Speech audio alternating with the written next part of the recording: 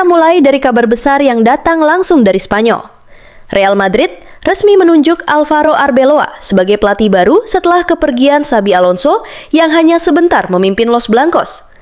Arbeloa sebelumnya menangani Real Madrid Castilla, dan sekarang dia dapat tugas berat, mengangkat kembali Madrid setelah musim yang dianggap mengecewakan. Menariknya, perbedaan Arbeloa dan Alonso bukan cuma soal pengalaman. Kalau Alonso dikenal kuat secara taktik, tapi kurang mendapat respek di ruang ganti, Arbeloa justru diprediksi lebih fokus ke manajemen pemain. Pendekatannya mirip Carlo Ancelotti, bangun otoritas lewat komunikasi, kedekatan, dan kepercayaan pemain. Bukan revolusi taktik besar-besaran, tapi stabilitas emosional tim. Walau pengalaman di tim utama masih terbatas, rekam jejak Arbeloa di Castilla dan dukungan penuh presiden klub membuatnya dipercaya sebagai simbol era transisi Madrid. Beralih ke Italia. Luciano Spalletti menegaskan dia tidak tertarik membahas perpanjangan kontrak jangka panjang bersama Juventus. Padahal, Juve baru saja menang telak 5-0 atas Cremonese. Bagi Spalletti, yang terpenting bukan durasi kontrak atau nilai gaji. Dia ingin tetap merasakan semangat yang sama seperti saat pertama kali jatuh cinta pada sepak bola. Usia juga jadi faktor. Spalletti sadar dia sudah di fase akhir karir. Bahkan, anak-anaknya sendiri sering mengingatkan soal umur. Meski terus berusaha mengikuti perkembangan sepak bola modern, dia mengakui tidak mudah mengubah cara berpikir. Karena itu, dia memilih fokus ke pertandingan, bukan masa depan kontrak. Sekarang ke Inggris. Manchester United menunjuk Michael Carrick sebagai pelatih sementara usai pemecatan Ruben Amorim. Namun, nama manajer permanen terus jadi bahan spekulasi. MU kabarnya akan menunggu hingga akhir musim. Beberapa nama besar masuk radar, mulai dari Andoni Iraola, Oliver Glasner, Mauricio Pochettino, hingga Thomas Tuchel. Tapi satu nama mencuri perhatian, Roberto De Zerbi. Bahkan Pep Guardiola disebut sangat mengagumi De Zerbi.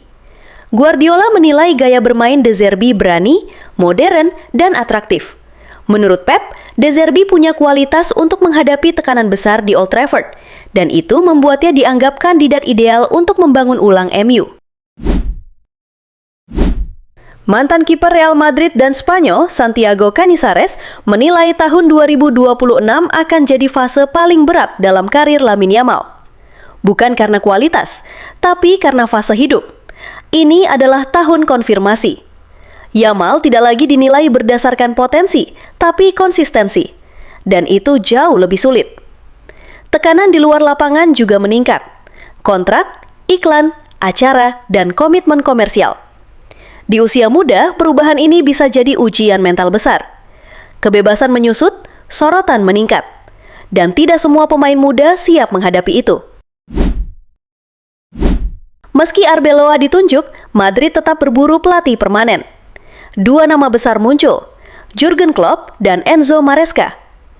Klopp masih belum tertarik kembali melatih dalam waktu dekat. Sementara Maresca, meski baru saja berpisah dengan Chelsea, punya rekam jejak menarik. Pengalaman di Spanyol dan gaya permainan progresif membuatnya masuk radar Madrid. Kabar positif datang dari Barcelona. Marcus Rashford akhirnya meraih trofi pertamanya bersama Barca usai menjuarai Piala Super Spanyol dengan kemenangan 3-2 atas Real Madrid. Rashford merasa bangga dan berharap ini bukan trofi terakhir. Musim ini, ia sudah tampil 27 kali, mencetak 7 gol dan 11 assist. Ia mengaku nyaman di Barca dan menikmati atmosfer klub yang penuh ambisi juara. Manchester United kembali dikritik. Beban besar kini dipikul Benjamin Sesko. Situasinya mirip dengan Rasmus Højlund dulu. Gol ada, tapi kemenangan tidak datang. Banyak pihak menilai MU kembali mengulang kesalahan dengan menggantungkan lini serang pada pemain muda tanpa dukungan matang. Tekanan seperti ini dinilai berbahaya untuk perkembangan pemain. Di tengah krisis, Wayne Rooney buka suara. Ia siap membantu Manchester United jika Michael Carrick resmi ditunjuk sebagai pelatih interim. Rooney menegaskan niatnya bukan cari pekerjaan, tapi membantu klub yang ia cintai. Menurutnya, kolaborasi dengan Carrick bisa menghidupkan kembali identitas MU. Real Madrid dikabarkan ditawarkan Gabriel Martinelli sebagai opsi jika Vinicius Junior pergi. Nilai transfer diperkirakan mendekati 100 juta euro. Chelsea sendiri disebut tertarik besar memboyong Vinicius ke Stamford Bridge. Sementara itu, Aston Villa mengajukan tawaran 60 juta euro ke Barcelona di tengah krisis finansial klub.